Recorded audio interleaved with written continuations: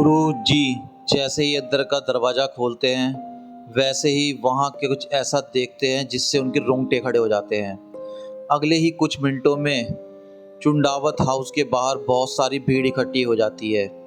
तो ऐसा क्या होता है वहाँ पर? इसी बीच कुछ पुलिस ऑफिसर्स भीड़ में से लोगों को धक्का देते हुए चुंडावत फैमिली के घर तक का रास्ता बना लेते हैं। दोस्तों जी हाँ, मैं बात कर रहा हूँ दिल्ली को हिला देने वाली स्टोरी बुराड़ी दैट कांड के बारे में। आइए दोस्तों, तो इस स्टोरी को शुरू करते हैं। 1 जुलाई 2018 की सुबह बुराड़ी में रहने वाले एक युवक की सीनियर सिटीजन गुरु सिंह रोज की तरह अपनी मॉर्निंग वॉक के लिए तैयार हो रहे थे। वह अपने घर से निकले और वॉक करते करते मोहल्ले के ग्रोसरी स्टोर तक आ गए। वैसे तो वह स्टोर रोज सुबह 6 बजे खुल जाया करता था, मगर आज की सुबह अलग थी। दूध और ब्रेड की डिलीवरी जा चुकी थी, मगर शटर बंद होने की वजह से सारा सामान दुकान के बाहर ही पड़ा था। वह दुकान उस मोहल्ले में रहने वाली चुंडावत फैमिली की थी। गुरुचरण जी पिछले 22 सालों से उस फैमिली के पड़ोसी थे और पिछले कई सालों से चुंडावत फैमिली का कोई ना कोई सदस्य रोज सुबह 6 बजे दुकान जरूर खोल देता था। और चुंडावत फैमिली का एक मेंबर रोज गुरुचरण सिंह जी के साथ वॉक पर भी आया करता था, मगर उस दिन वह भी नहीं आया और ना ही उसने फ़ोन उठाया। तब गुरुचरण सिंह को थोड़ा सा डाउट हुआ। वह चुंडावत फैमिली के घर चले गए। चुंडावत हाउस का गेट खुला पड़ा था। गुरुचरण जी जैसे ही अंदर गए वैसे ही उन्होंने वहाँ कुछ ऐसा देखा जिससे वो डर गए और उनके रोंगटे खड़े हो गए। अगले ही कुछ मिनटों में चुंडावत हाउस के बाहर बहुत भीड़ इकट्ठी हो गई थी। सबको ये जानने की जिज्ञासा थी कि आखिर अंदर क्या हुआ है। इसी बीच कुछ पुलिस ऑफिसर्स भीड़ में से लोगों को धक्का देते हुए जल्दीबाजी में चुंडावत फैमिली के घर का रास्ता बनाते हुए अंदर दाखिल हुए। दरवाज़ा खोलने पर जब पुलिस और आसपास के लोगों ने देखा तो देखकर सबकी आंखें फटी की फटी रह गईं। जी हाँ, चुंडावत फैमिली के 11 लोगों की डेड बॉडीज एक साथ एक ही कमरे में लटकी मिली। 10 बॉडीज छत से टंगी हुई थी। सबके हाथ पैर पीछे वायर से बंधे हुए थे और आंखों पर पट्टी बंधी हुई थी। इन 10 लाशों के अलावा घर की सबसे बूढ़ी औरत अंदर वाले कमरे में पड़ी हुई थी। ये सब क्यों हुआ, कैसे हुआ, इन सब चीज़ों का राज खोलने से पहले उस फैमिली के बारे में थोड़ा जानना जरूरी है। चंद्रावत फैमिली ओरिजिनली तो राजस्थान से थी, मगर 3 दिन से वो दिल्ली में रह रहे थे। दिल्ली में उनका काफ़ी सक्सेसफुल प्लाईवुड बिजनेस था और एक ग्रोसरी स्टोर भी था। चुंडावत फैमिली बहुत ही हेल्पफुल और खुश मिजाज नेचर की बताई जाती थी, क्योंकि वो लोगों से हंस बोल कर ही बात करते थे। उन्हें कभी भी पैसा कमाने के मामले में कोई दिक्कत नहीं थी। परिवार की सबसे बड़ी मेंबर 75 साल की नारायणी देवी थी, जिनके 2 बेटे थे, भवनेश और ललित। उनकी शादियां सविता और टीना नाम की 2 औरतों से हुई थी। नारायणी देवी के पति की डेथ 2007 में ही लंग्स की किसी बीमारी के कारण हो चुकी थी और गोभक्त पूरी फैमिली के लिए बहुत मुश्किल था। नारायणी देवी की एक बेटी भी थी जिसका नाम था प्रतिभा। इन तीनों के आगे बच्चे भी थे। प्रतिभा की बेटी प्रियंका, भवनेश की बड़ी बेटी नीतू, छोटी बेटी मीनू और एक बेटा ध्रुव और ललित का एक बेटा था शिवम। चुंडावत फैमिली की 3 जनरेशन एक ही घर में पिछले 22 साल से रह रही थी और एक दिन अचानक पूरा परिवार अपने ही घर में मरा हुआ पाया गया। जब पुलिस ने उनके पूरे घर की छानबीन की तो वहाँ बहुत सारी डायरियाँ मिली जिसमें किसी विधि निर्देश लिखे हुए थे। उन्हीं निर्देशों को फॉलो करते हुए चुंडावत फैमिली पिछले 10 सालों से जी रही थी। उन डायरी में ऐसी भी बातें थी जो किसी अलग और अननोन शक्ति की तरफ इशारा कर रही थी। जी हाँ, मगर ये सब शुरू कहाँ से हुआ?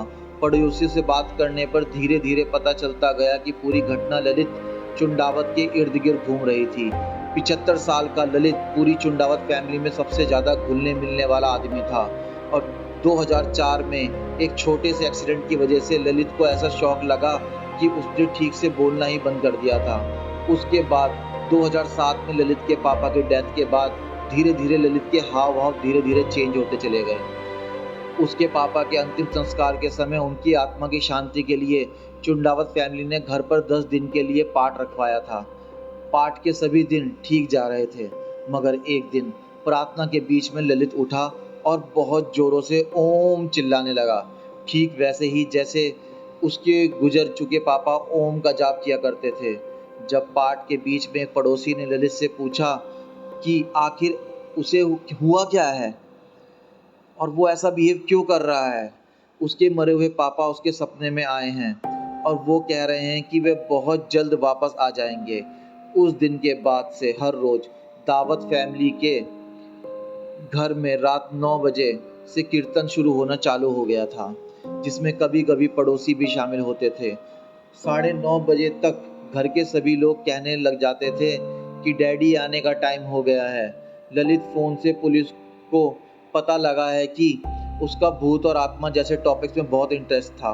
वो रोज़ इंटरनेट पर पैरानॉर्मल शोज़ देखता था, रोज़ हॉरर स्टोरी सर्च करता था और अक्सर वह कब्रिस्तान में जाया करता था। घर में रोज़ चल रही पूजा के बाद इन सभी लाइफ स्टाइल बदलने लगी थी। शराब और नॉन वेजिटेरियन खाना सुनने बंद कर दिया था और सब वेजिटेरियन बन गए थे। पूरी फैमिली में डायरी में लिखे इंस्ट्रक्शंस और रूटीन्स को फॉलो करा जाता था। उन सभी डायरी में से एक डायरी में साफ साफ लिखा था कि उन सबके लेट जाने के बाद एक सुपर नेचुरल फोर्स उनके घर में आएगी और उन्हें मारने नहीं देगी, बल्कि उन्हें मोक्ष देगी। मोक्ष हिंदू रिलीजन का एक कॉन्सेप्ट है, जिसमें ये कहा गया कि अगर इंसान पूरी ज़िंदगी अच्छे काम करता है और भगवान की तरफ मन लगाए तो साइकिल बर्थ और डेथ से फ्री हो जाता है। डायरी में क्लियरली लिखा था कि उन्हें लटकने के 6 दिन पहले से लगातार क्या करना था, ताकि वह आखिरी दिन खुद को घर की सीलिंग से पूरी विधि अनुसार लटका सकें। मौत का वक्त दर्द संडे रात 12 बजे से 1 बजे के बीच होना था। डायरी के फाइनल एक में लिखा था कि जब ज़मीन घी और आसमान फटेगा तो मैं तुम्हें बचाने आऊँगा। सबसे अजीब बात तो यह थी कि कुछ लोगों ने यह भी दावा किया कि डायरी में जो भी इंस्ट्रक्शंस लिखे गए हैं वह ललित की हैंड राइटिंग थी ही नहीं। तो फिर वह सारे इंस्ट्रक्शंस इतने सालों से डायरी में कौन लिख रहा था? क्या वह सारी डायरी उनके पापा भोपाल सिंह लिख रहे थे, जिनकी 2007 में ही डेथ हो गई थी? यहाँ तक कि जिस रात पूरी फैमिली ने मिलकर खुदकुशी की या उनका मर्डर हुआ, उस रात घर के बच्चे और औरतें बाहर दुकान से स्टूल और वायर्स लेकर घर के अंदर जाते हुए सीसीटीवी कैमरे में दिखे थे। वही स्टूल और वायर जिनका इस्तेमाल उन्होंने रात डायरी के इंस्ट्रक्शंस फॉलो करके सीलिंग से लटकने में किया था।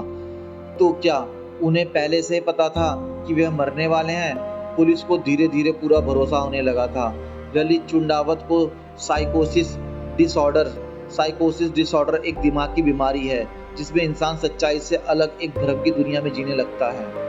इस बीमारी में लोगों को हेलोसेंसस भी होते हैं। पुलिस का तो यह भी मानना था कि पूरी चुंडावत फैमिली को ही थर्ड साइकोसिस डिसऑर्डर था, जिसमें सब लोग पेशेंट को फॉलो करने लगे थे, क्योंकि वो एक दूसरे से बहुत करीब होते हैं और सारे लोग पेशेंट पर भरोसा करने लगते हैं। मगर क्या ये सच में पॉसिबल है कि पूरी चुंडावत फैमिली इस भ्रम की शिकार होने लगी थी? कई लोगों को इस थ्योरी पर बिल्कुल भरोसा नहीं था।